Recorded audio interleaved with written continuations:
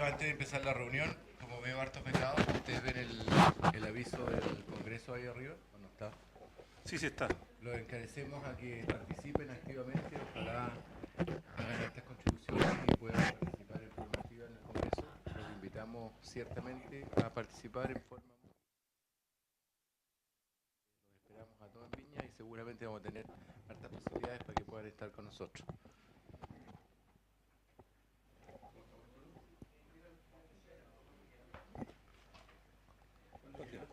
Bueno, muy buenas noches. Vamos a dar inicio a nuestra sesión del mes de julio, nuestra reunión clínica mensual. La reunión del día de hoy se llama Anticonceptivos Orales. ¿Los podemos seguir recetando hoy?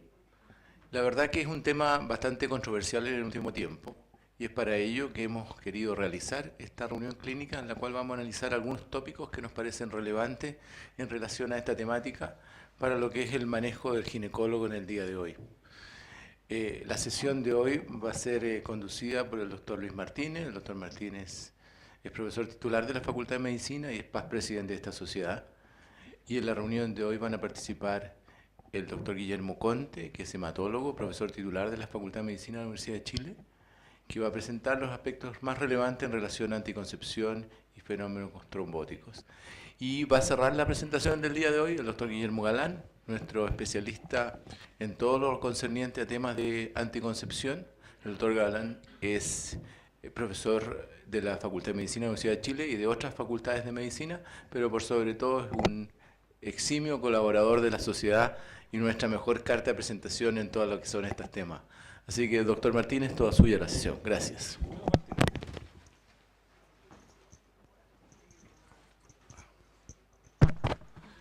Bueno, el agradecimiento, ¿no es cierto?, a los presentes, a los que nos siguen a través del canal Sochoc, y un especial agradecimiento a nuestro invitado, ¿no es cierto?, Guillermo Conte, estimado amigo y colega de trabajo, profesor de nuestro hospital clínico, y a Guillermo Galán, que... Bueno, vamos a hablar de esto, ¿no es cierto? Hace pocos años celebró la píldora, ¿no es cierto?, sus 50 años. El impacto que causó la píldora en el año 61, cuando se introdujo en Estados Unidos primero, después de los trabajos de Pincus y Rock, fundamentalmente, el impacto es un impacto tremendo, cambió, ¿no es cierto?, todo lo que tiene que ver con la sociedad, con los derechos de las mujeres, etcétera. Es un impacto tremendo. Tanto así que a fines del siglo pasado, la revista Newsweek hizo una encuesta a 80 científicos, preguntándole por los del siglo cuáles habían sido los inventos más relevantes, incluso más atrás. Y junto con los computadores, y junto con la energía nuclear, y algunos aspectos ya de la ingeniería genética, aparece la píldora dentro de los top 10, ¿no es cierto?, en relevancia e importancia. Años 61, Estados Unidos, a Chile llega el año 62, el primer preparado, un preparado que se llamaba Noblar, y de ahí hasta la fecha, ¿no es cierto?, hemos tenido un largo camino en conjunto en relación a los programas de planificación familiar en Chile. Yo lo puedo manejar de acá. Yo quise mostrarle cuál era la realidad de Chile hacia los años 60, en los que estamos hablando. Chile tenía una mortalidad materna de 3 dígitos, cifras que aún tienen algunos países del mundo, incluso algunos de la región. Hoy día la mortalidad materna, ¿no es cierto?, es de 18. Y un año tuvimos 12, y quisiéramos llegar a eso. Y de esta mortalidad materna, con números absolutos de 900 muertes, hoy día se mueren 45, de estas 900 muertes un tercio, un 40%, era debido a problemas derivados del aborto séptico. De allí surge, ¿no es cierto?, como política de gobierno, una comisión que fue presidida por el profesor Gustavo Fricke, y formada por académicos, por miembros de las sociedades, y que le plantea un programa, ¿no es cierto?, de paternidad responsable, llamado en aquel entonces, al gobierno del presidente Frei Montalva, cuyo ministro de Salud era el profesor Valdivieso. Y desde ahí, ¿no es cierto?, es un programa oficial, desde el año 66, es un programa oficial que ha estado presente en todos los gobiernos. Esto es lo que tenemos hoy día desde el punto de vista del servicio público de salud. Para el año 2013, ¿no es cierto?, tenemos una cobertura esperada de un 49%. Y como meta de estas metas del milenio, al año 2015 queremos llegar a un 60% de cobertura. ¿Y con qué? Datos del 2011, ¿no es cierto? Vemos el dispositivo que fue el gran, hasta hace unos 10, 15 años atrás, hoy día es solamente un tercio de los casos, y vemos un 36.7 los orales combinados, y si juntamos el 7.5, ¿no es cierto?, de los con progestágenos, los anillos, los implantes, prácticamente un 60 y algo por ciento hoy día es hormonal. Así que el tema que nos convoca en la reunión de hoy día es tremendamente trascendente e importante. En Chile, esto no ha estado al libre albedrío. Acá había una pauta de manejo de normas, nombre que en lo personal no me gusta tanto, más me gustaría guía, pero ya lo hemos discutido bastante, que habla sobre regulación de fertilidad y que recoge, ¿no es cierto?, las recomendaciones de la Organización Mundial de la Salud con respecto a lo que antiguamente hablábamos de indicaciones, contraindicaciones absolutas y relativas. Hoy día, ¿no es cierto?, las categorías 1, 2, 3 y 4, que ya creo que Guillermo lo va a desarrollar a mayor detalle. Y esta guía es del 2005-2006, ya se difundió a nivel de país, está en una etapa de revisión, yo diría terminal, y nosotros esperamos que en el Congreso nuestro, que como Mar decía, va a ser el 30 de noviembre y los primeros días de diciembre, vamos a poder lanzar las nuevas normas sobre regulación de fertilidad, que tienen ampliaciones, modificaciones, porque los tiempos han avanzado. Bueno, este es el escenario que tenemos. El tema, no es nuevo el tema del cuestionamiento de algunas acciones claras y evidentes que tienen los anticonceptivos en más y en menos.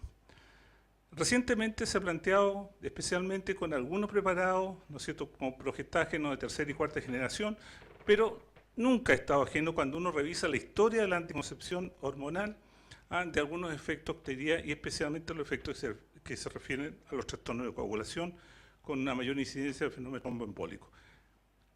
Yo creo que hay que, como sociedad, nos corresponde colocar las cosas en su justo equilibrio, basándonos, ¿no es cierto?, en trabajos que tengan un respaldo, en trabajos de que el punto de vista estadístico sea un grupo que sea comparable con otro grupo, y con toda la necesidad de un buen avance científico al respecto. Bueno, en la primera parte de la reunión hemos pedido a Guillermo Conte, profesor de medicina, jefe de servicio de hematología de nuestro hospital, que nos hable en el fondo un poco de la fisiopatología y nos haga una actualización. Aquellos hace mucho tiempo tuvimos esa clase de coagulación. Así que Guillermo, por favor. ¿Está la presentación de él? Ahí está. Ahí está. Con este, y ahí tienes el puntero, si tú necesitas ahí. Acomódate.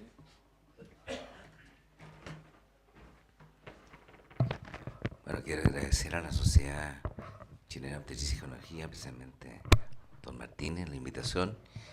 Y veo que hay muchos jóvenes, tanto en el área pública como en el área privada.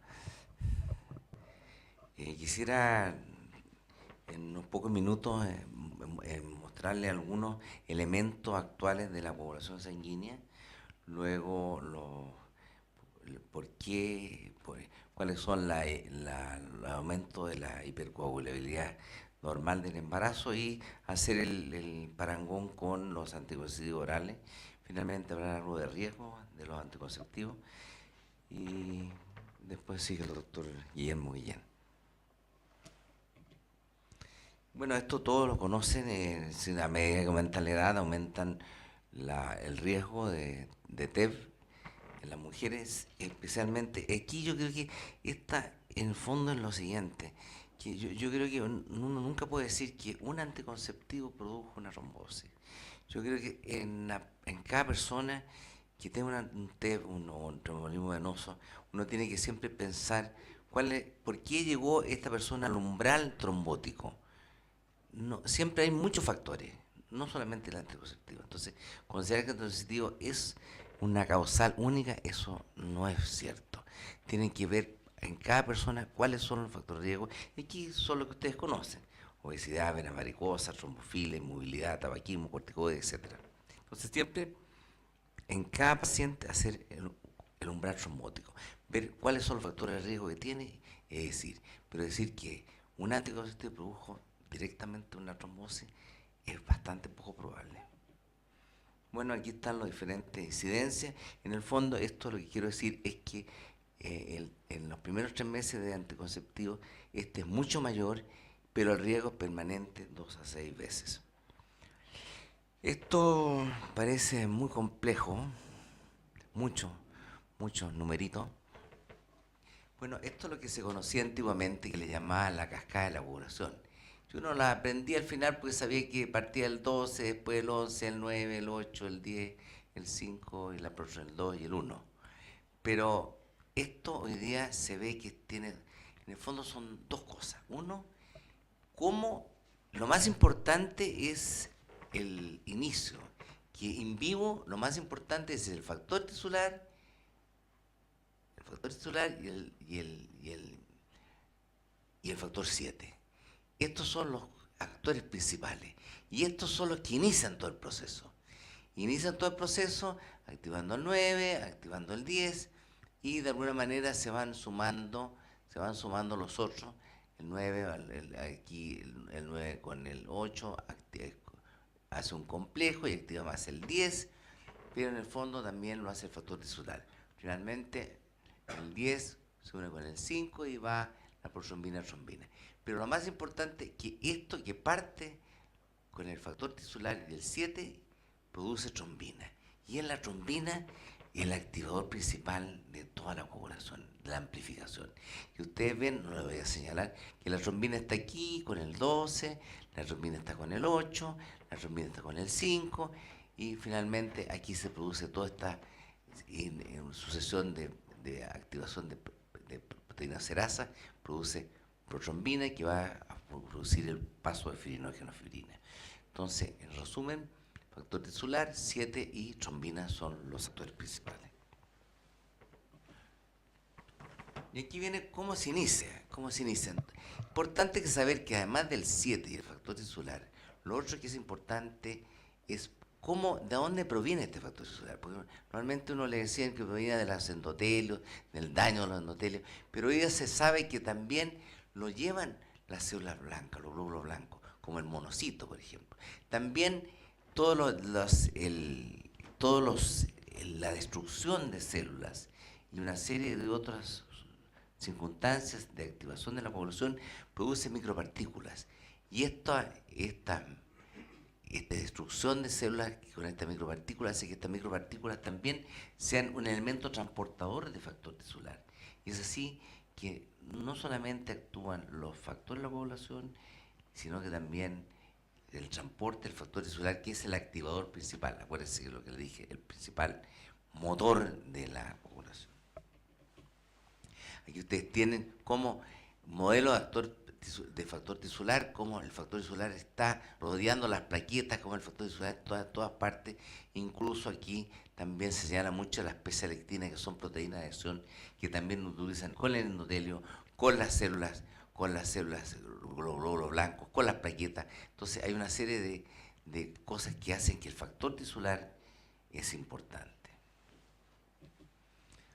Otra cosa que es importante también conocer en la población normal es de que depende del tejido la importancia que tiene la vía de activación.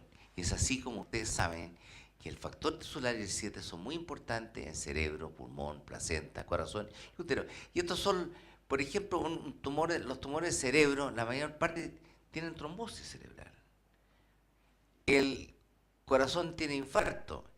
La placenta también, usted sabe la necesidad que tiene de formación de vasos y todo. El pulmón, el útero, etcétera. Y así otras cosas son menos importantes, el 7 y el 8, son las hemofilias, como ustedes saben. Bueno, esta va a señalar dos cosas. Uno, lo que ya vimos, que lo importante era el factor tisular y el 7, activaba el 10, producía la trombina, lo más importante, el activador más importante, la trombina pasaba a fibrina y la fibrina finalmente era donde se formaba el coágulo. Pero esto tiene un equilibrio entre la formación y la destrucción. ¿Por qué le muestro esto? Porque la acción tanto en el embarazada como en los anticonceptivos, este equilibrio se pierde. Por un lado, aumentan factores en la producción de la fibrina, pero también los mecanismos naturales de inhibición de los trombos, de la trombosis, también están alterados. ¿Y cuáles son los anticoagulantes naturales? Los anticoagulantes naturales más importantes son la proteína, la antitrombina en primer lugar, la proteína C, la proteína S, que va a actuar sobre el 8 y el 5 fundamentalmente, y menos frecuente también inhibidor de la vía del factor tisular, que está aquí, y el TAFE, que va a inhibir la producción de firinolisis. Entonces también estos sistemas anticoagulantes naturales también están alterados también en el embarazo como en el uso anticonceptivo. Es por eso que es importante saber que esto existe. Como ustedes recordarán, es importante saber que la disminución de estos inhibidores naturales determina muchas veces la aparición de lo que se llama trombofilia. Entonces, en hemostasia, en embarazo, hay un desbalance entre factores procoagulantes y anticoagulantes a favor de los procoagulantes y disminución de los anticoagulantes. Aquí ustedes ven en los anticonceptivos, fundamentalmente dicen que hay un aumento del 7, que ustedes ven que era una molécula muy importante al inicio de la formación del coágulo, y también alteración de los inhibidores, excepto naturales. Si entramos un poco más en detalle, vemos aquí que los aumentos de los procoagulantes se pueden medir porque hay una serie de parámetros que son, por ejemplo, el fragmento 1,2 de la protrombina, los complejos trombina-antitrombina, el aumento del dímero D, de las micropartículas que se mostraba que también llevaban factor tisular, aumentan, y por otro lado disminuyen anticoagulantes como la proteína S y disminución de la fibrinosis y aumento del PAI, que es el inhibidor del activador del plaminógeno. Ahora, en detalle, les muestro esto más que todo para que ustedes vean que el anticonceptivo altera muy parecidamente los factores, tanto los procoagulantes como los anticoagulantes, y es por eso, a eso se debe este mayor riesgo de trombosis que tiene, sin tener todo el resto que es un embarazo, que tiene una serie de protectores. Y así están aumentados el 7, el 8, el von Willebrand, el 9, el firinógeno, y disminuido también el 11. Por otro lado, también los anticoagulantes naturales, especialmente la proteína S, disminuye, y esto a veces es complicado porque ustedes tienen un paciente que tiene una deficiencia hereditaria de proteína S, y en el embarazo, si no la miden antes, en el embarazo va a ser bien difícil a veces diferenciarla si es una deficiencia natural o una deficiencia adquirida por el mismo embarazo. Sin embargo, si es menor de 0,5 a 0,40, en general nosotros decimos que es trombofilia. Ahora, resistencia a proteína C. La resistencia a proteína C es lo que se llama, cuando es hereditario, uno se llama también factor quinto Leiden, que en el fondo es una alteración del factor quinto, no del sistema proteína C, proteína S, sino que es el factor quinto. Cuando la proteína C va a destruir el factor 5, esta se destruye lentamente, y eso es lo que se llama resistencia a la proteína C activada. También ustedes ven que es bastante alto el número de pacientes embarazadas que lo tienen. Finalmente, también disminuye la actividad fibrinolítica. Como ustedes van, sin disminución del activador del palminógeno tisular, el TPA, y también aumento del dímero D. Y aquí ustedes ven cómo lo que hemos visto en el embarazo también hay mucha similitud en los anticonceptivos. Y así los anticonceptivos orales también aumenta el factor 2, el 7, el 8, el 9, el 10 y el 11. Esto, en los estudios que yo revisé, generalmente hasta 8 a 12 semanas de la suspensión. Importante conocer esto, que persiste un par de meses y que no, el problema no se termina al suspenderlo, sino que se mantiene. También tiene lo que yo le decía, esta resistencia a la proteína desactivada, que en el fondo remeda un factor quinto Leiden transitorio.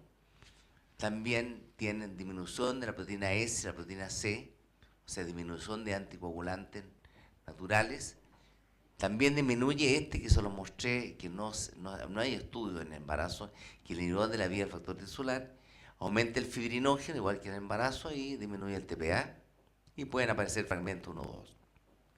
Ahora, hay estudios que dicen que los progestágenos tendrían menor actividad o menores alteraciones en la población, por lo cual esto significaría un menor riesgo. Es así como ustedes ven que solamente se ha demostrado resistencia a proteínas activadas y aumento del TPA, o sea, esto favorecería la fibrinolisis, no la inhibiría. Entonces, esto es, pero no hay muchos estudios de la parte de estudio de los factores de la población con el uso de progestágeno. Esto es un dato que está siendo estudiado últimamente, que en el fondo nos ve que los sistemas de la población, lo fisiológico, lo usa mucho la neoplasia, por ejemplo. Así se ve, por ejemplo, que la heparanasa, que es una sustancia que destruye, acuérdense que usted normalmente uno tiene una heparina natural en los endotelios. La heparanasa destruye esto, y eso hace que aumenten los factores de crecimiento y la proliferación, y lo usa la célula tumoral. Sin embargo, estudios recientes de Brenner han hecho que la actividad procoagulante de la heparanasa también está elevada en mujeres que usan anticonceptivos orales. Y heparanasa vuelve a lo mismo, interactúa con el factor tisular y aumenta el factor tisular y el dímero D. Estos son estudios muy recientes, son en animales, no están demostrados en humanos, pero es cosa que uno en el fondo va viendo que hay más y más información día a día en relación a la actividad procoagulante que tienen los anticonceptivos. Bueno, esto lo tomé de una doctora Middledorf, que es que trabaja en Ámsterdam y que ha estudiado mucho, y estos son en parte los estudios de ella, que ella clasifica el riesgo relativo del primer TBP con anticonceptivo. Yo en esto sí que le voy a dejar la palabra al doctor a mi tocayo, pero él pone que los clasifica de muy alto riesgo, donde pone esto de tercera y cuarta generación, y están en 2.8, 2.1. Luego tiene un grupo de riesgo moderado, donde baja 1.5, y ahora pone la segunda generación. Aquí también pone la medrosis progesterona inyectable y este transdérmico. Después pone otro grupo que dice que no aumentaría el riesgo, el DIU, Norgestrel, el progestágeno solo, y finalmente algo ya un poco incierto que habla del anillo vaginal y el implante subcutáneo de Norgestrel. Bueno,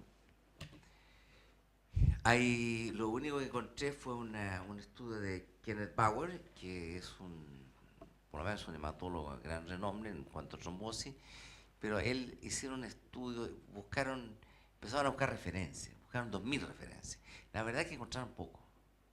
Con 147 casos con TEP usando progestina versus no usos, entonces tampoco es muy comparativo.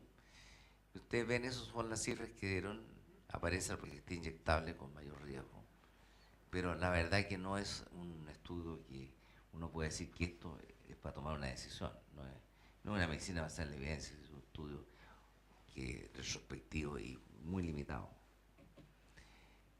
En la terapia de reemplazo hormonal también los estudios demuestran que también aumentaría el riesgo el uso de estos estrógenos progestágeno oral, y aparentemente sería mínimo el transdérmico y la tibolona, que muy utilizada. Y ahora he querido tocar un punto que es la trombofilia. Condición hereditaria o adquirida que predispone a la trombosis. ¿Qué es trombofilia? La trombofilia es un factor de riesgo biológico hereditario. Entonces, en primer lugar están todos esos inhibidores naturales que yo les mostré, que son la angiotensina 3, la proteína C, la proteína S, el factor quinto Leydig, la mutación de la protrombina. Eso es lo que se conoce como biológico y hereditario. Sin embargo, nunca hay que olvidar, y de hecho nosotros llevamos muy frecuentemente, son los síndromes antifosfolípidos, que la verdad es que no se les olvida a los médicos porque es de las pruebas que más llegan al laboratorio del hospital de la hematología de hemostasis. Llega muchísimo estudio de síndrome antifosfolípido, tanto el anticoagulante lúpico como la beta 2 y la anticardiolipina. Sin embargo, hay que tener en cuenta una cosa, que es lo que hoy día llamamos trombofilia clínica, que son pacientes con muchos familiares con episodios de TEB y trombofilias clínicas, pero no conocida la causa hereditaria. Entonces, realmente para nosotros un paciente que tiene toda la clínica, sabiendo lo limitado que está el estudio que hay de hematológico o de laboratorio, se ha llegado a decir que hay un 30% de los casos que no se demuestra la etiología de trombofilia y que tiene una trombofilia clínica y debe ser tratado como una trombofilia. Ahora, estos son las diferentes, como se fueron descubriendo. Las primeras que se descubrieron de estos factores son los que son más duros, o sea, que tienen mayor frecuencia y más riesgo de trombosis. La antitrombina 3, la proteína C, la proteína S. Y últimamente estos otros que son bastante más frecuentes, tienen un riesgo, menor riesgo relativo, pero tienen una prevalencia mucho más alta, que es el quinto Leydig y fundamentalmente el gen de la protrombina. Estos son los riesgos que tienen. Hay que saber siempre presente que cuando ustedes le dicen que tiene un factor quinto Leydig, es muy importante que ustedes digan, ¿es heterocigoto o es homocigoto? Porque ustedes ven el riesgo es muy diferente. Un heterocigoto de 5 a 10, quinto Leydig, pasa 50 veces si es homocigoto. Estos no, porque son en general son los más raros, pero son bastante más potentes antitrombóticos. Y así también el heterocigoto de la protrombina sube mucho si es homocigoto. Lo bueno es que el homocigoto es muy raro, pero sí es importante cuando usted le llegue a un paciente preguntarle que el estudio le diga si es hetero o homocigoto. Y está la diferente frecuencia. Lo más importante en esto es saber siempre el riesgo de recurrencia, porque en el fondo esto es lo que uno le dice, bueno, lo sigo anticoagulado, es necesario mantenerlo ¿cuánto tiempo? Ustedes ven que la recurrencia en estas angiotensina 3 a los 5 años 40, a los 10 años 55%. O sea, estos son muchas veces los pacientes que se mantienen en forma indefinida anticoagulados. Y esto voy a lo siguiente, ¿por qué? Porque todo lo que le he mostrado, cuando la persona toma anticonceptivo o terapia de reemplazo hormonal, aumenta muchísimo más la frecuencia. Ustedes ven de que el quinto Leydig heterocigoto pasa de 3 a 10%, a 15 con reemplazo hormonal y a 30 a 40 con ACO. Así también ustedes ven que parecido también al embarazo. El homocigoto con ACO llega también es altísimo. La protrombina, el gen de la protrombina, mutación 6 a 10, pero si tiene anticonceptivo sube 16%. O sea, incluso estas proteínas que son mucho más raras también sube el riesgo. O sea, porque eso es importante cuando tengan un paciente con anticonceptivo y tenga una trombosis, a lo mejor es importante estudiar aquellas trombofilias que de alguna manera aumenta más el riesgo al tomar anticonceptivo. Esto es contracción y trombofilia, esto es factor quinto Leydig. Ustedes ven, tampoco son estudios, no son muchos estudios, ustedes ven. Igual, el tomar anticonceptivo siempre aumenta más el riesgo de trombosis. Aquí quise tocar una cosa que para los foros de los hematólogos siempre hablan de la trombosis venosa cerebral. y aparentemente el riesgo es mayor con el uso anticonceptivo. Si ustedes ven, si tienen ustedes un paciente con cualquiera de estas alteraciones de trombofilia, el tener ACO y factor quinto Leiden aumenta muchísimo más el riesgo de estas trombosis venosas cerebrales. Y con ACO y mutación de la protrombina, 79 veces. Y de hecho, siempre no falta el año, todos los años nos llaman de la maternidad para ver algunos de estos casos de trombosis venosa cerebral. Acuérdense que les mostré que uno de los tejidos donde más había factor tisular era el cerebro. Y esto explica que estos anticonceptivos aumentan la liberación de factor tisular y por lo tanto también el cerebro es un órgano que tiene mayor riesgo de trombosis con el uso anticonceptivo. Aquí tienen un caso que nosotros vimos, era una paciente, esta fue arterial, 34 años, tomaba gestodeno y estradiol, tuvo una trombosis cerebral arterial, infarto cerebral, cortical, parietal y frontal, tiene una trombofilia combinada, mutación, metiltetrahidrofolato reductasa, mutación de la protrombina y una deficiencia de proteína S. Había tomado Necintrón 2 años y pudo llevar a un embarazo con el uso de una heparina de bajo peso molecular. Pero también hay que considerar que esta trombofilia también puede producir incluso trombosis arterial. Aquí tiene el caso. Finalmente, esto ya es una recomendación de los hematólogos, así que no sé cuánta valía tendrá los hematólogos en sus foros, que se meten en todo, dicen que tienen trombofilia, hay que no dar anticonceptivo con etradiol y usar otros métodos de anticoncepción. Y si cuidado cuando aquellos que no tienen trombofilia piden una historia grave familiar. Y muchas gracias.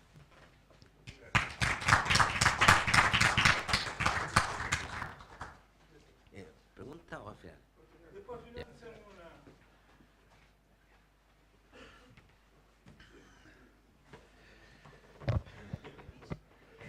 Bueno, muy buenas noches, muy buenas tardes, noches.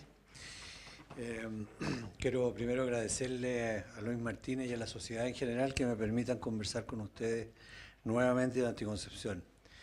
Yo me muevo hace muchísimos años en el ambiente de la anticoncepción y me he transformado alguna vez, he dicho, como activista de la anticoncepción, así que por eso me invitan cada vez que hay algo que hablar del tema.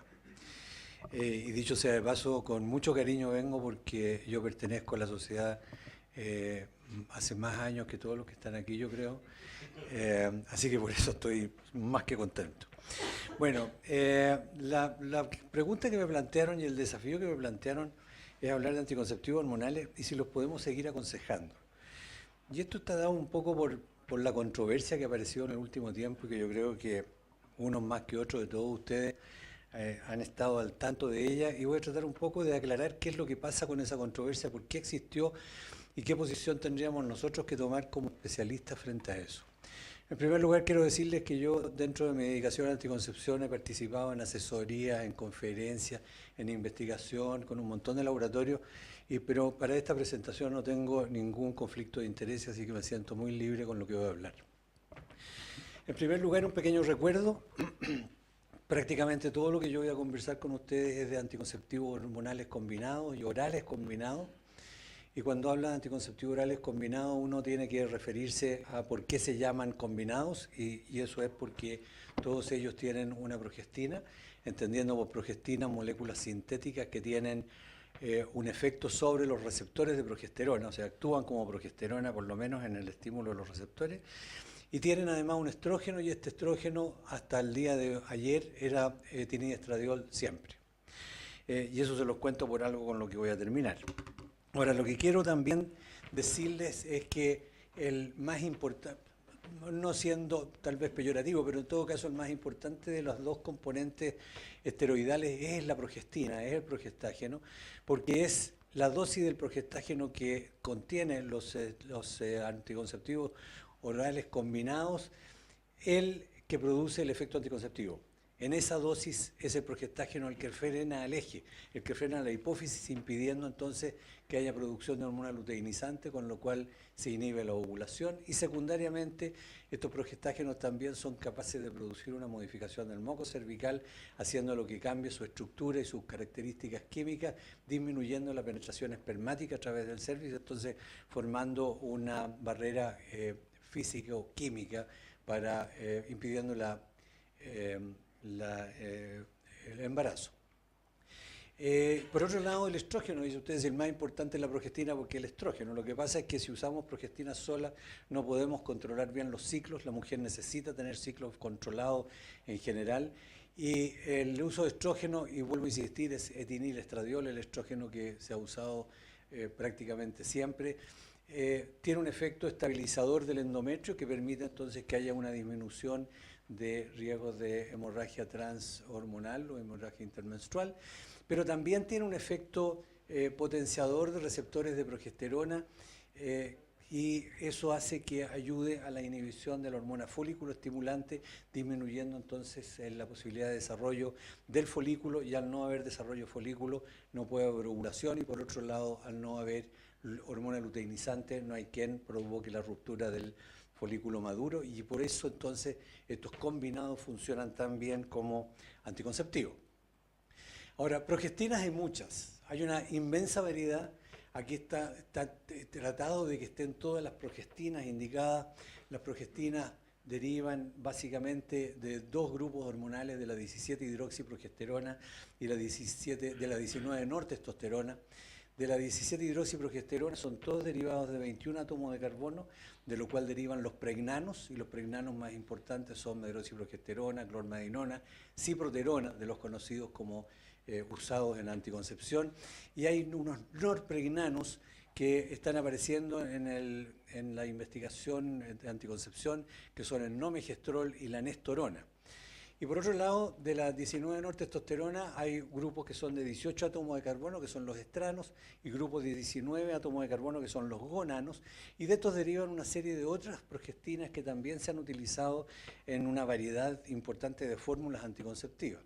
Y aparecen algunos progestinas con nombres que tenemos que conocer, como levonorgestrel, la norestesterona, que se han denominado progestinas de segunda generación, que son las primeras, o de las primeras que aparecieron, y después, a medida que transcurre el desarrollo de la industria farmacéutica, aparecen nuevas progestinas que se han denominado de tercera generación, en la cual están el desogestrel, el gestodeno, y aparecen, por otra parte, finalmente, aparecen algunos híbridos, de los cuales aparece una progestina de cuarta generación, y estos se llaman híbridos por dos razones.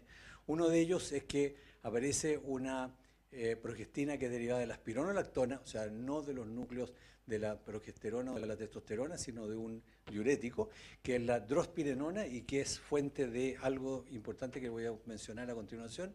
Y otro híbrido que, siendo un estrano de 18 átomos de carbono, aparece también como híbrido porque se comporta con caracteres distintos a los del grupo de origen de 18 átomos de carbono, especialmente en lo que nos compete ahora, por ejemplo, en que no se une a la SHBG, la globulina transportadora de hormonas sexuales. La SHBG, no lo voy a mencionar después, pero la SHBG ha sido catalogada como un marcador de tromboembolia, cosa que está en discusión en este minuto, pero esto por eso tendría alguna importancia de conocerlo en esa forma. Y por otro lado, el etinilestradiol, durante todo el tiempo que se ha usado etinilestradiol, siempre ha tenido nos ha producido alguna preocupación desde el comienzo, y solamente voy a mencionar una, que es su efecto a nivel del metabolismo del hígado. Este se metaboliza a nivel del hígado, produciendo modificaciones del sustrato de renina, produciendo aumento de angiotensina 2, produciendo aldosterona, y por este mecanismo aumenta o produce alguna estímulo sobre plaquetas, llegando a producción de ácido tranexámico por un lado, y por otro lado, con la retención de agua y sodio, tiende a producir espasmo, que sería también un facilitador del fenómeno tromboembólico. Pero ese facilitador es con etinilestradiol siempre y cuando se asocie con progestinas, y todas las progestinas, como ustedes vieron, de distintos orígenes, tienen distintas acciones. Las progestinas son todas diferentes, todas actúan distinto. Inicialmente las progestinas se inventaron para hacer núcleos o sustancias que estimularan los receptores de progesterona, pero además se estimulan otros receptores, dentro de ellos receptores de mineralocorticoides, algunos de ellos que hace que aumente entonces algunos riesgos de enfermedad tromboembólica. Entonces, biológicamente es posible que algunas progestinas, junto con los estrógenos, podamos pensar nosotros que tienen un efecto de facilitador de tromboembolismo. La controversia que apareció en el último tiempo lleva ya varios años, pero apareció la controversia porque en la prensa aparecieron algunas publicaciones. Dos cosas aparecieron en el último tiempo. Debe ser unos 4 o 5 meses.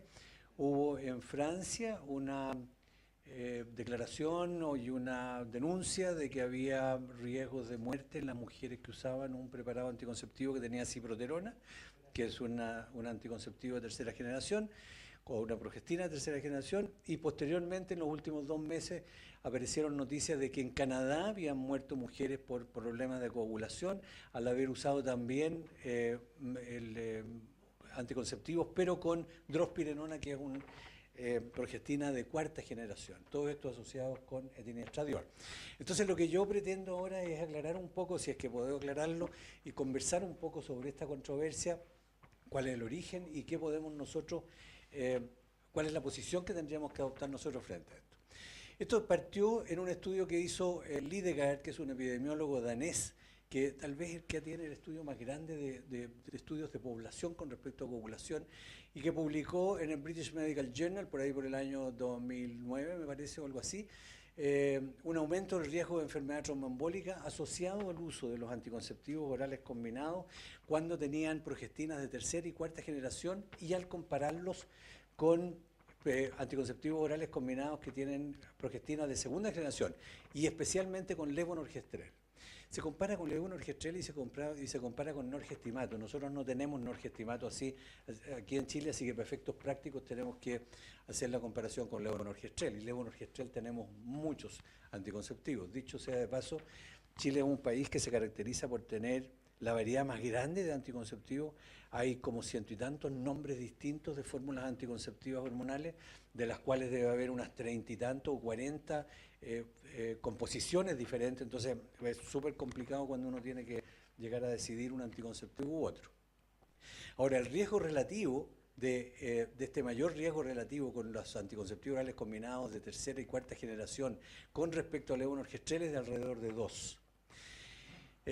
Heinemann publicó, y Dinger, que publican mucho en el Contraception, publicaron ya hace algún tiempo que el riesgo absoluto era entre 2 y 8 por 10.000 usuarias por año de anticonceptivos hormonales con 3ª generación.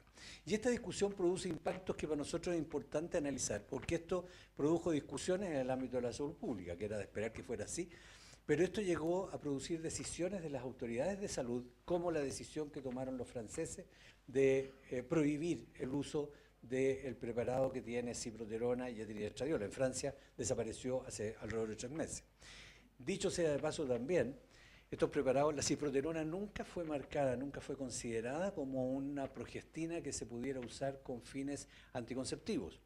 Los preparados con ciproterona tienen una indicación médica, y como indicación médica en general debiera restringirse su uso en el tiempo, de tal manera de lograr conseguir el efecto clínico deseado y pasar después a un anticonceptivo que tenga las características necesarias para mantener a la mujer en buenas condiciones.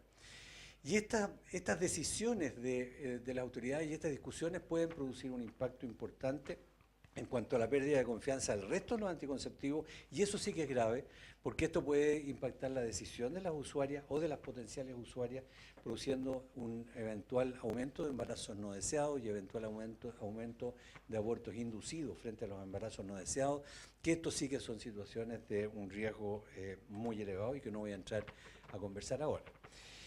El análisis que voy a hacer con ustedes ahora lo hice basado en algunas declaraciones que han aparecido en el último tiempo de grupos que tienen importancia y que tienen un buen peso en su quehacer frente al problema este.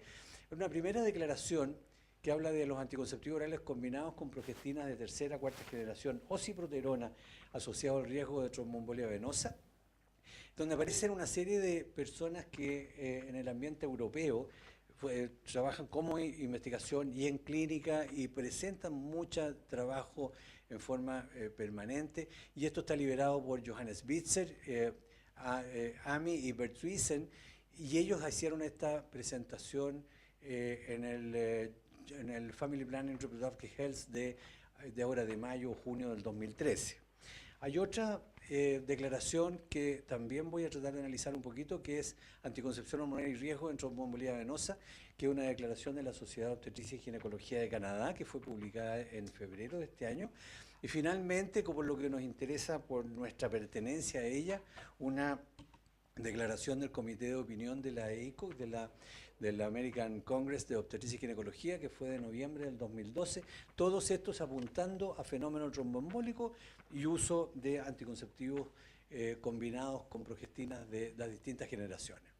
La declaración de Bitzer, donde hace primero una revisión sistemática y un metaanálisis de la relación entre anticonceptivo oral combinado y tromboembolía, y concluye que los anticonceptivos con levonorgestrel o con norgestimato fueron más seguros que los anticonceptivos que usan progestinas de otro tipo. Y los que tenían desogestrel, dorspirinona y ciproterona se asociaron con un riesgo de tromboembolía significativamente más alto que los que usan levonorgestrel. Y hacen una declaración pequeña con respecto a gestodeno, porque gestodeno había aparecido en algún minuto junto con desogestrel como de alto nivel o de alto riesgo de tromboembolía, y estos encontraron que no era tan así y pareciera que el gestodeno no tendría, por lo menos en estos estudios, un mayor riesgo que en las píldoras con levonorgestrel. Ahora, estos resultados contrastaron con otros que fueron publicados más o menos en el mismo tiempo y que fueron publicados por Bayer Healthcare a petición de la EMA y de la FDA, que son las instituciones de control de drogas europea y de Estados Unidos. Y esta discrepancia que hubo entre los trabajos que les mostré, o la opinión que les mostré inicialmente, y estos trabajos, generó una discusión entre los epidemiólogos. Hay que decir que los epidemiólogos a nosotros nos dan un aporte fundamental como para ver qué posición tenemos que tener nosotros frente a los riesgos de todo lo que hacemos. Los epidemiólogos en general no son clínicos, ven números y producen una distorsión que es bien interesante como analizarla después.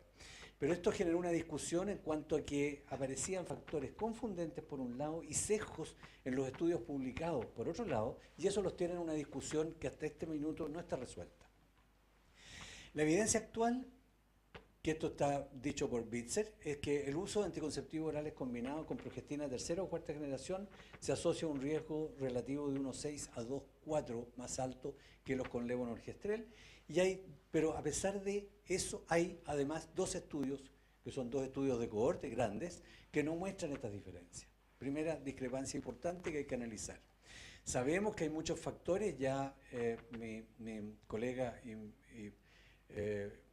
me mencionó los otros factores que contribuyen al riesgo como edad, duración de uso, peso, historia familiar, que me voy a referir de nuevo un poco a ello. Y esto hace entonces, y esto publicado recién en el año 2010, que los estudios epidemiológicos probablemente tengan sesgos o factores confundentes, y esto pudiera explicar estos resultados contradictorios. Bitzer dice que el riesgo de muerte por tromboembolía es baja, eso hay que dejarlo claro también, y que basado en este riesgo relativo de 2, al cual yo había hecho mención, el aumento del riesgo por muerte en las que toman las píldoras llamadas modernas es de 1 por 100.000, lo cual es mucho menor que el riesgo con que enfrentamos diariamente nuestras vidas. Y hay que tomar en cuenta también otros elementos que hay que sopesar en esto, que es la eficacia, que nosotros estamos buscando anticonceptivos muy eficaces, la tolerabilidad, efectos beneficios adicionales, en fin. La Sociedad de Obstetricia y Ginecología de Canadá dice que el tromboembolismo sigue siendo una complicación seria, que es de baja ocurrencia, y habla de nuevo de los factores que aumentan los riesgos, de los cuales ya habíamos conversado. Y con respecto a edad, hay un trabajo de Lindegard del año 2011, donde muestra en el estudio cohorte danés de 10 años, cómo en los grupos de quinquenales, en cada grupo quinquenal que aumenta, va aumentando la incidencia de fenómeno tromboembólico, y estos son cifras por cada 10.000 mujeres año. Así que hay una relación clara con la edad. Ahora, se espera que 4 o 5 mujeres de cada 10.000 tendrán un fenómeno tromboembólico cada año, y las mujeres que toman píldoras anticonceptivas tendrán el doble, entre 8 y 9 por 10.000, recordando que la frecuencia de embarazo llega a ser a 29 por 10.000 y la frecuencia en el periodo posparto es muchísimo más elevado que eso. Pero hay otros factores que son reconocidos por la Sociedad de Obstetricia y Ginecología de Canadá como sesgos de confusión por indicación. Y esto tiene alguna importancia porque esto puede producir también diferencia de riesgos. Por ejemplo, los anticonceptivos orales con drospirenona. Estos a menudo se recetan, a pesar de que yo sigo insistiendo que nosotros no debiéramos recetar, pero esa es otra historia que me da para hablar mucho rato. Los anticonceptivos con drospirenona a menudo se recetan por sus efectos antiandrogénicos.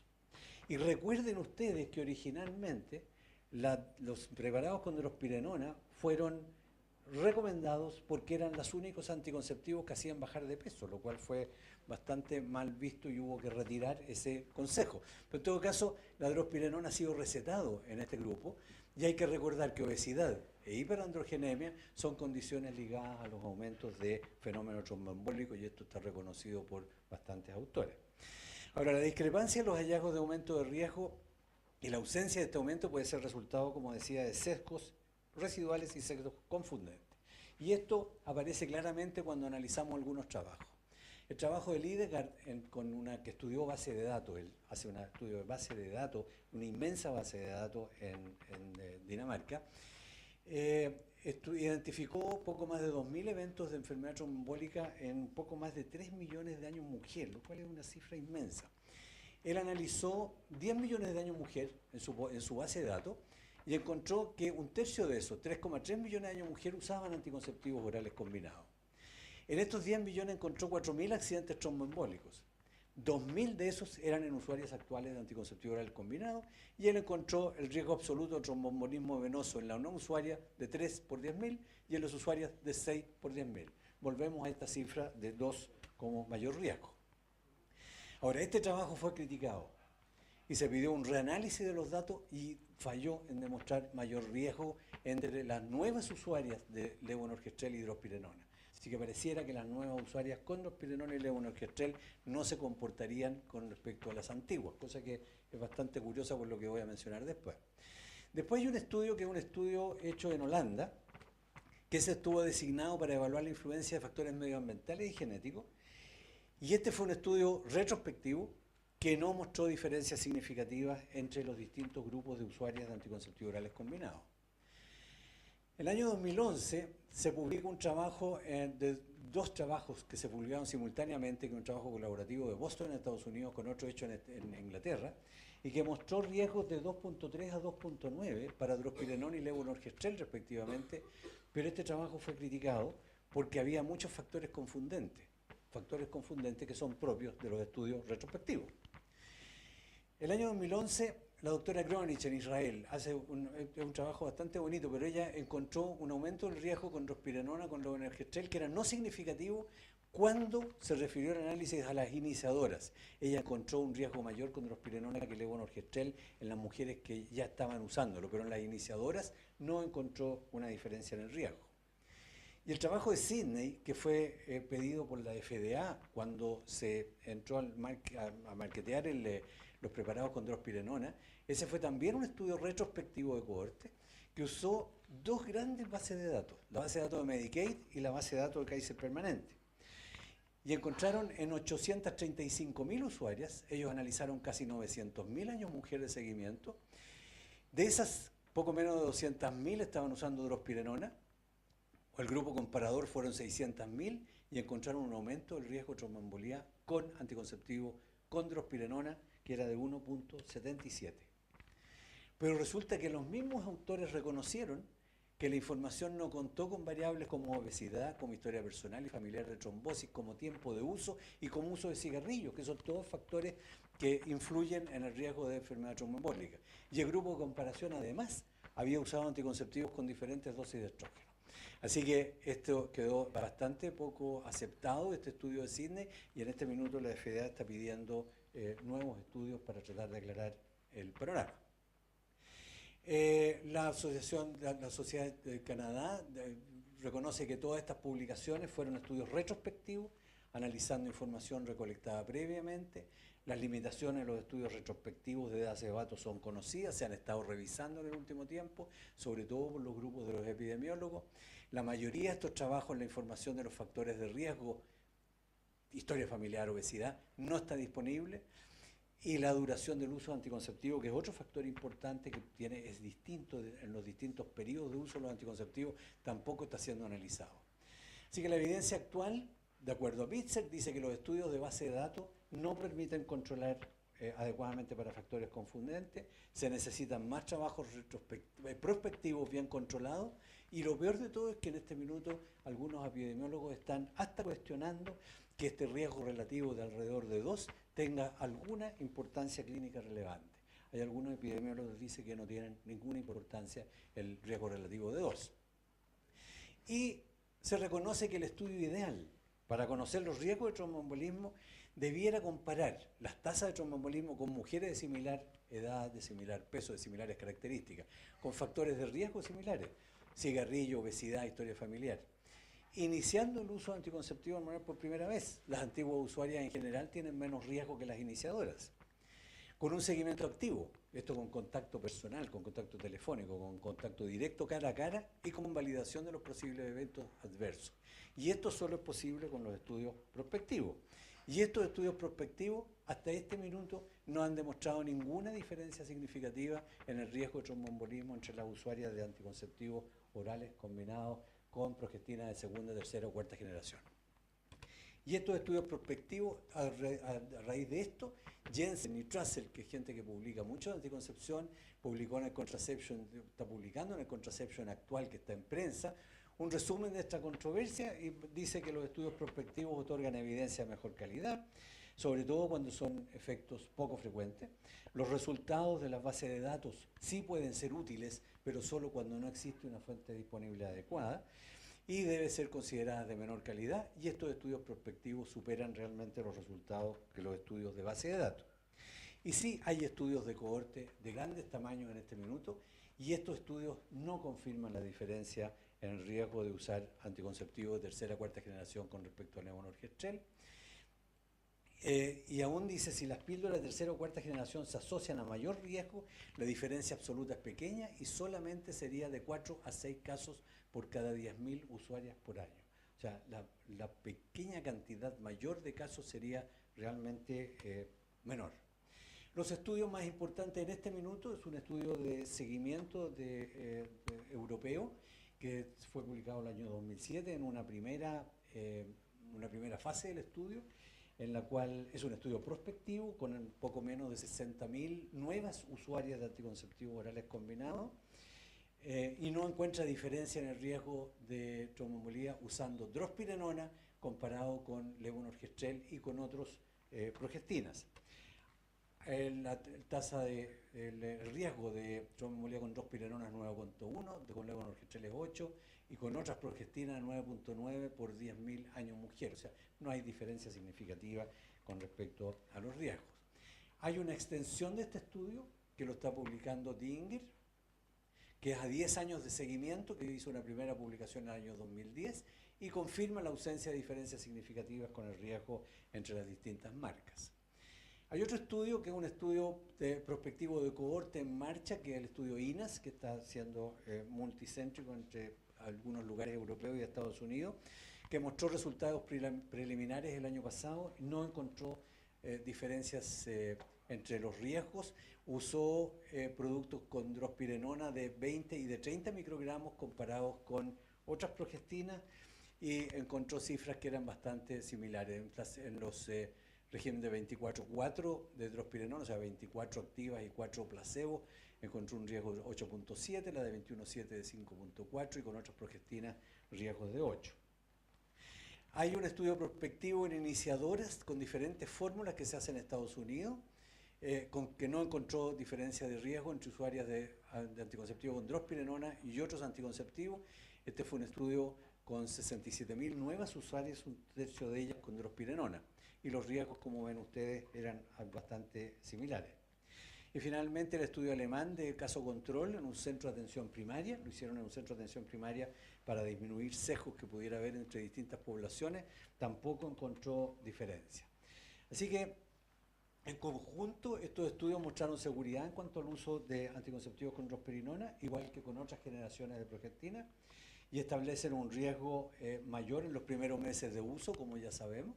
Es mayor el riesgo mientras se comienza a usar y posteriormente el riesgo se establece y se empareja, y esto hace que hay que destacar, y esto lo destaca la Sociedad de Obstetricia de Canadá, que la suspensión del uso de anticonceptivo por más de 4 semanas se asocia a un mayor riesgo de tromboembolia cuando se reinicia el uso de anticonceptivo. Así que no hay que hacer descansar a las mujeres de tomar anticonceptivo, cosa que es un consejo que hay que seguir insistiendo porque todavía hay gente que dice que se debe descansar.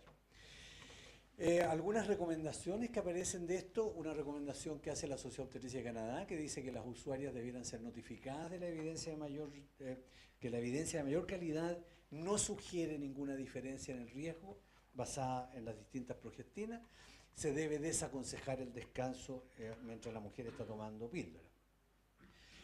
La ACOG hace unas conclusiones que quiero compartir con ustedes, que son un poquito distintas, pero que son válidas, y dice que el riesgo está aumentado entre las usuarias de anticonceptivos orales combinados con las no usuarias, y hay datos que sugieren que el uso de los anticonceptivos con drospirenona aumentarían el riesgo a 10.22.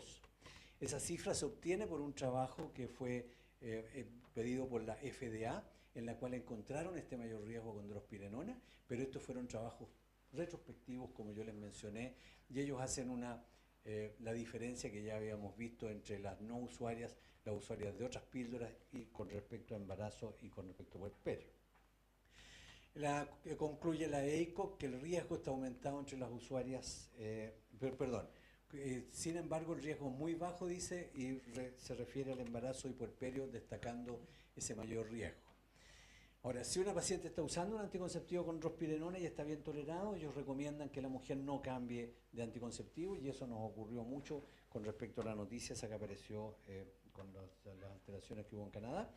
Y al recomendar el uso de anticonceptivo oral combinado, hay que considerar los riesgos, y frente a los riesgos, acordémonos de lo que nos decía el doctor Martínez sobre las normas nacionales de regulación de fertilidad, en la cual hemos trabajado mucha gente durante mucho tiempo, pero nos basamos en esas normas nos basamos en los criterios médicos de elegibilidad de la Organización Mundial de la Salud, en la cual los riesgos de usar un método anticonceptivo los clasifica en 4 grupos.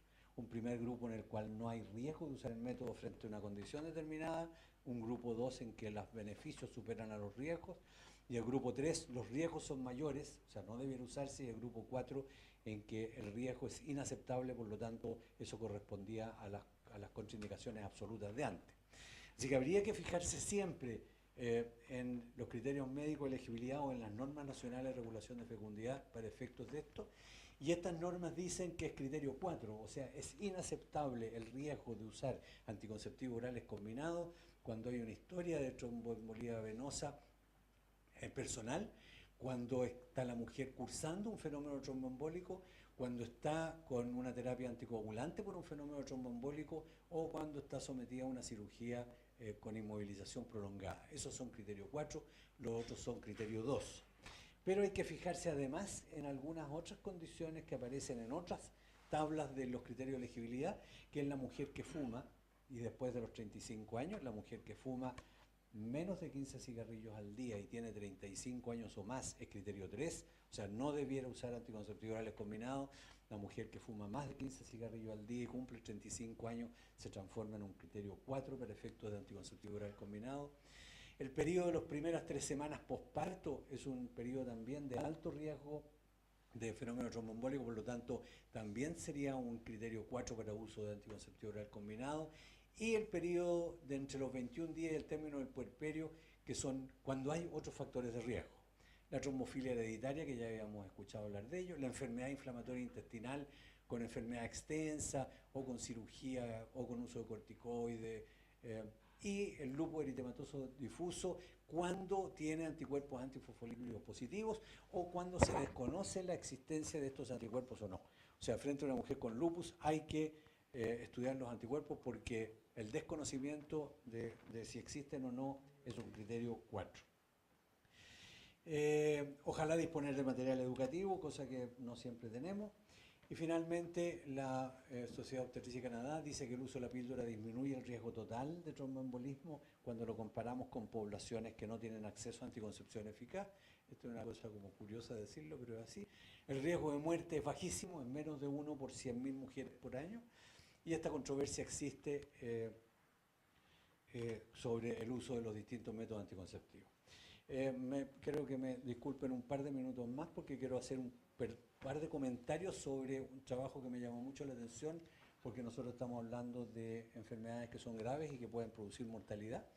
En el British Medical Journal del año 2010, Hannaford publica un estudio sobre mortalidad entre usuarias de píldora en un estudio de cohorte en el Royal College de los General Practitioners de Estados Unidos y tiene un estudio sobre más de 800.000 años mujer que alguna vez usaron píldora comparado con 380.000 mujeres que nunca habían usado píldora y encontró que había un 12% menos de muerte en las que nunca habían, 12% menor que en las que nunca habían usado. O sea, mueren menos las mujeres que estaban usando píldora que habían usado y mueren menos por todos los cánceres, por todas las enfermedades circulatorias, por las enfermedades cardíacas y sistémicas y por todas las otras enfermedades. O sea que la píldora es un factor protector, si pudiéramos pensarlo así, y él hace un cálculo que hay una menor mortalidad de 52 por 100.000 mujeres por año entre las usuarias de anticonceptivos orales combinados. Y finalmente, y ahora sí que termino, como alguna vez un colega de nosotros siempre lo decía, yo les había mostrado este cuadrito y quiero hacer una comparación con los estrógenos naturales. El estradiol tiene un metabolismo bastante rápido, tiene una bastante baja carga metabólica sobre el hígado y a nivel de los vasos produce algún efecto sobre prostaglandina que hace que haya dilatación vascular, disminuyendo probablemente el riesgo de enfermedad tromboembólica. Y con respecto a estrógenos naturales están apareciendo dos preparados anticonceptivos orales combinados que marcan una diferencia en el mercado, porque hasta aquí, como les decía, siempre usamos etinidiestradiol como estrógeno y ahora está apareciendo valerato estradiol que está usado en un combinado con dienogest. El valerato estradiol es una prodroga que se transforma en 17-beta-estradiol y está apareciendo otro con 17-beta-estradiol y acetato nomegestrol, que es un derivado de la 19-norprogesterona. Se esperaría que con esto hubiera un menor riesgo de enfermedad tromboembólica, pero esto está recién apareciendo, disponemos solamente de estudios biológicos en este minuto, no se pueden inferir los cambios en el riesgo de enfermedad tromboembólica y hay que esperar, por supuesto, las investigaciones epidemiológicas diseñadas adecuadamente como para poder evaluar este riesgo. Así que ante la pregunta si los podemos seguir aconsejando, yo diría que sí. Muchas gracias.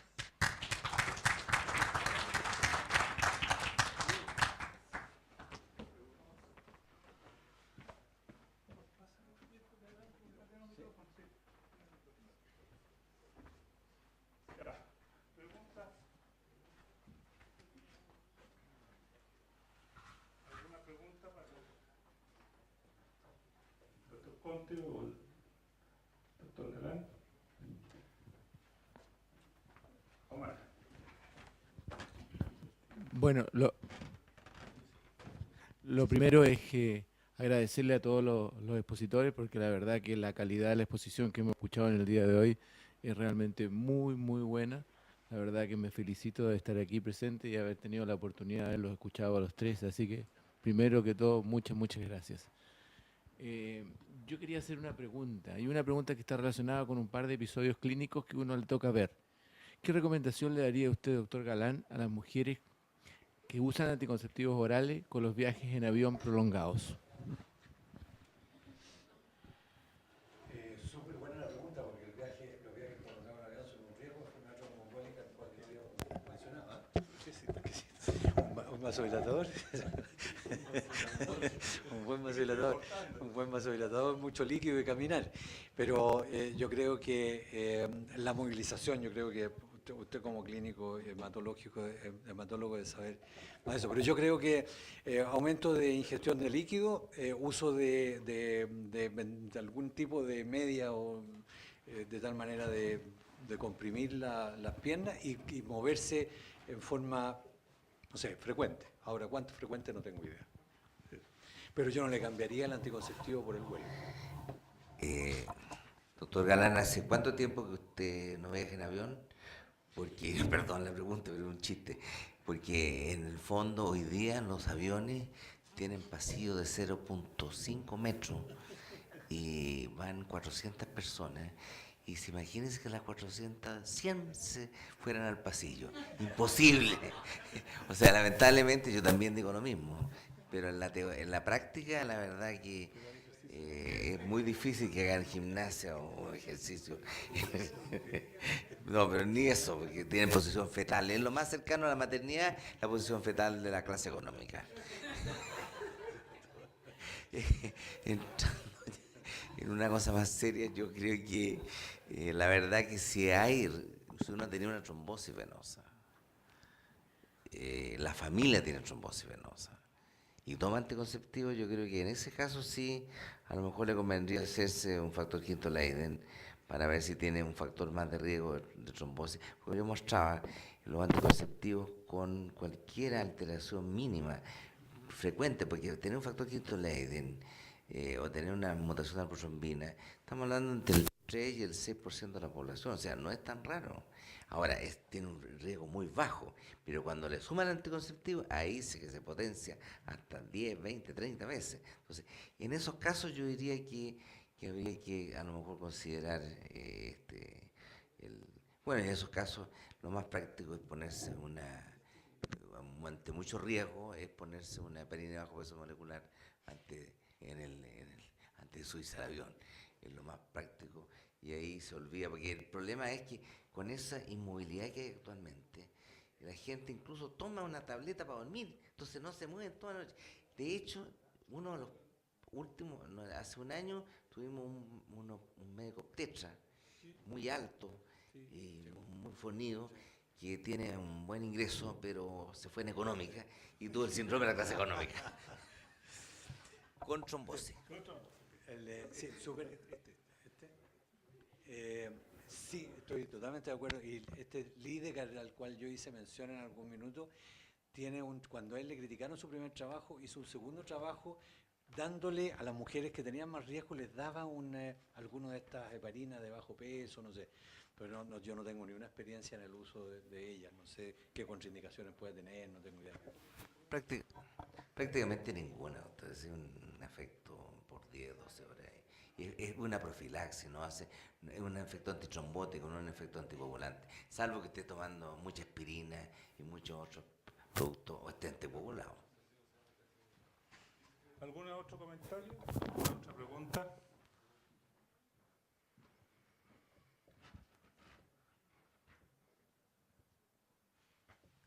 Creo que hay algunos médicos en la Universidad Católica, sería bueno que preguntaran el momento.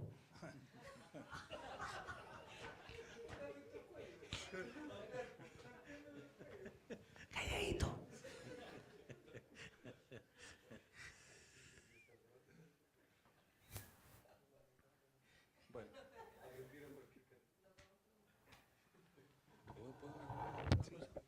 Bueno. Un último comentario acerca de las píldoras anticonceptivas. Todo esto que hemos hablado ha sido con anticoncepción oral combinado. Las píldoras de progestina sola, que las píldoras de progestina sola que tienen desogestrel son tan seguras como las píldoras combinadas, no tienen mayor riesgo de enfermedad tromboembólica. Así que de repente pudiera haber una solución de cambio a una de esas píldoras en caso que aumente el riesgo. Y ahí cae la anticoncepción de emergencia. Y ahí hay que usar anticoncepción de emergencia que tiene categoría 1 o 2 en cualquier condición. Doctor.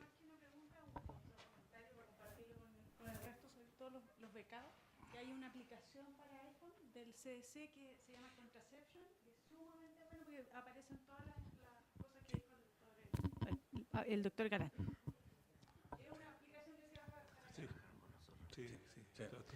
Es súper bueno y está para los Smart también, que equivale al disco.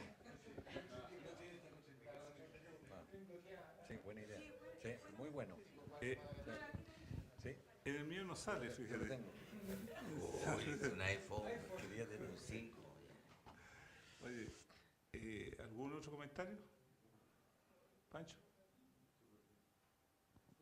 Ricardo. Ya. Caso a caso. Yo creo que si algo hemos aprendido en nuestro tiempo es que esto no hay políticas generales. Yo traté de averiguar qué cantidad de anticonceptivos con receta y cuál es de libre demanda en la farmacia. Porque tómate este porque a mí me ha ido bien con este, el consejo del amigo, de peluquería, de compañera de estudio, de trabajo, etc. Yo creo que hay que insistir de que la oportunidad de prescribir un anticonceptivo da un montón de otras oportunidades de una adecuada consejería en el control adecuado. Y yo creo que es el caso a caso y ese es el mensaje que tenemos que dar a nuestros pacientes. Y hay que hacer un interrogatorio dirigido a los puntos y, como dice Guillermo, ¿no es cierto?, de ver si que no sea muy gordita y tomarle la presión arterial y con eso ya tenemos todo listo. Yo voy a hacer una pregunta. ¿Cuál es el riesgo del uso de estos anillos que tienen hormonales? En los criterios médicos de elegibilidad, ellos analizan en una unidad píldora anticonceptivo oral combinado, anillo y parche. Hay algunos trabajos que muestran que hay pequeñas diferencias, sobre todo con riesgo tromboembólico. Con el parche hubo un aumento de riesgo tromboembólico en Estados Unidos, tanto que hubo que cambiar la matriz, disminuyendo la cantidad de estrógeno que tenía el parche. Con el anillo vaginal hay trabajos que son confundentes, hay un par de trabajos que muestran que aumenta el riesgo al mismo nivel que las píldoras que tienen desogestrel. El anillo tiene etonogestrel, que es el metabolito del desogestrel, y hay otros trabajos que están mostrando que el anillo es capaz de modificar el perfil de los marcadores de hemostasia, disminuyendo SHBG y produciendo alguna modificación de la proteína S, que tendrían un perfil mejor que el de la píldora con respecto al riesgo tromboembólico, pero falta estudio epidemiológico de más largo plazo.